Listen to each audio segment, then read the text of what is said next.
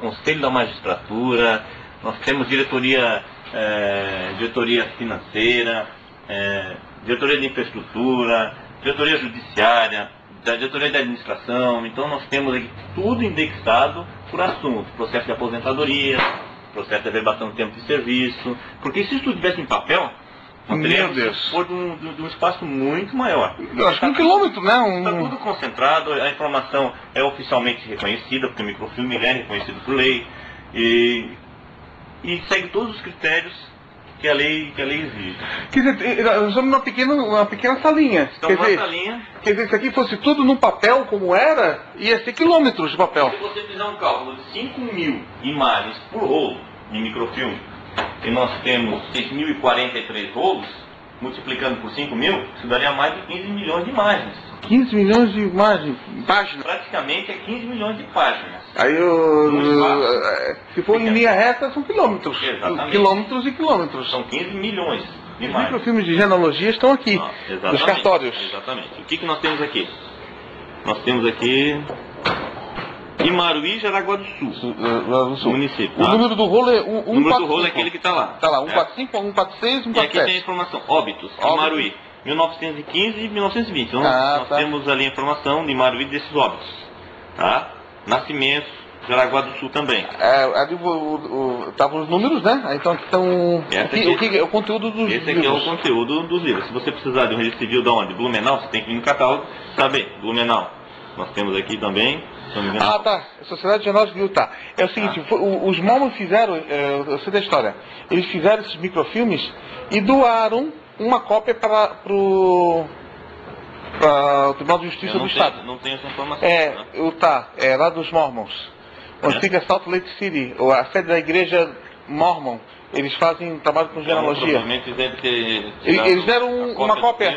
Eles deram uma cópia dos microfilmes para cá. Então isso aqui nós temos disponível. Porque no próprio cartório, também lá na região, provavelmente eles têm esses livros guardados no cartório.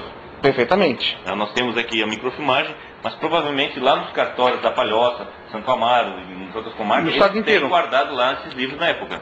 Então você pode tanto fazer a pesquisa no microfilme aqui ou lá no cartório. Nós temos em papel os documentos do Tribunal de Justiça. O Tribunal de Justiça? O Tribunal de Justiça, Corregedoria, Conselho da Magistratura. Esse galpão, só para guardar esse documento. O que são? São ordens bancárias, são empenhos, todo documento, tudo que é comprado, tudo que é serviço tem que ser empenhado. Então, esses empenhos são guardados para depois serem microfilmados. Aí sim, depois de serem microfilmados, eles são eliminados. O que não é eliminado? Nós não eliminamos processo de aposentadoria e também de averbações em termos de serviço. Porque as averbações têm certidões originais. Então nós temos aqui os documentos de aposentadoria guardados, que nós ainda vamos fazer um trabalho por todos microfilmados, e que a gente está agora cuidando para que não sejam eliminados. Então a gente tem que tomar cuidado com o documento que é eliminado e o que não é eliminado. Agora, a partir do momento que for digitalizado, ele pode ir para um arquivo, ele pode ser compactado em vácuo e ser depositado em um lugar menor, né? Porque teoricamente pode ser que não utilize papel, né? Mas existe uma orientação do Tribunal de Contas para que este tipo de documento não seja eliminado, não seja preservado ainda em papel. Para cá vieram os processos do século XIX do antigo Fórum de São Miguel Biguaçu, né? Eles estão aqui ou eles estão lá em Florianópolis? Bom, século XIX.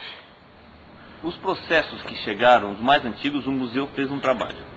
Infelizmente, em muitas comarcas, devido à falta de espaço, devido ao pessoal técnico especializado, devido à falta de interesse, muitos processos foram extraviados.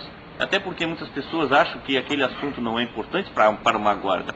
Por exemplo, na época em que eram executados escravos, não havia a preocupação de se preservar um documento onde o escravo era executado, porque não se dava importância para o escravo. O escravo era tido na época como uma mão de obra. Especificamente, processo do século XIX e São Miguel, não estão aqui?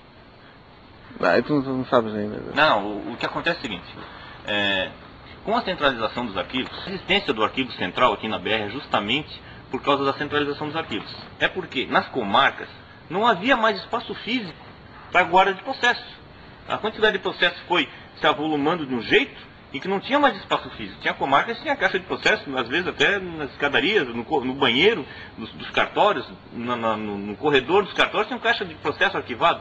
Então agora vamos fazer o que com esses processos? Alugar galpões na região também não era prático, porque os funcionários tinham que sair do fórum, ir até um galpão, às vezes com chuva, às vezes com sol, para ir buscar um processo em locais muitas vezes nem adequados, eram verdadeiros depósitos. E pessoas desqualificadas também. Pessoas que não tinham técnica para guardar processo. E o que acontecia? Acontecia de uma pessoa que não tinha técnica guardar um processo em qualquer caixa. Mas não falo qualquer caixa 2 ou 3. Eu falo qualquer caixa em 1000. Então se você guarda um processo em qualquer caixa, onde um volume de 1000, depois para você encontrar esse processo, é complicado. Você vai ter que abrir 1000 caixas para tentar achar um processo. O que aconteceu? Essa carga saiu dos cartórios. Esse trabalho saiu das comarcas. Vieram para cá? Vieram tudo para cá. Onde é que tá? Ah, não. Então Vamos ver, desculpa. Então, eles vieram tudo para cá. Maravilha. O que a gente faz? A gente recebe todos esses... Alguns estão até em estado precário A gente recebe toda a massa documental e depois dessa massa documental a gente coloca em novas localizações. É feito todo um trabalho de registros, é feito um trabalho de informação das partes, da informação dos advogados, da informação do número do processo, da nova localização. O que facilita isso? Facilita que diminuiu-se muito, ou em quase nenhuma situação, da gente se perder um processo. Porque as pessoas que guardam só fazem isso. Porque enquanto lá no cartório, a pessoa trabalhava no cartório, trabalhava no arquivo, fazia N serviços, e muitas vezes fazendo várias coisas ao mesmo tempo, acabava assim, arquivando um processo no local inadequado. E depois, como você vai chegar para um advogado e dizer, não sei onde é que está seu processo? Ou vai chegar para a pessoa perder. Isso já vira um processo. Já, então quer dizer, extraviar um processo é uma coisa muito complicada. Então, na medida que a gente centralizou, estamos com uma metodologia, então praticamente acabou-se esse tipo de situação. E também fez com que nos fóruns, aquele espaço que era problema, foi aberto para um outro setor. Isso foi agora 2003, 2004, né? Uma coisa assim. Sim, a centralização provavelmente foi em 2004. 2004. Se eu não me falha a memória. Então isso foi muito importante. Às vezes eu converso com colegas nossos que são escrivães, e eles são uma maravilha. Eu pergunto se demora muito o processo para chegar, eles respondem, não, é muito mais rápido de quando estava aqui. Porque quando estava lá, eles tinham outros serviços para fazer, e o arquivamento, o desarquivamento, demorava. É um procedimento que eles faziam uma vez, ou 2 ou 3, dependendo do cartório. Como que eles iam buscar isso?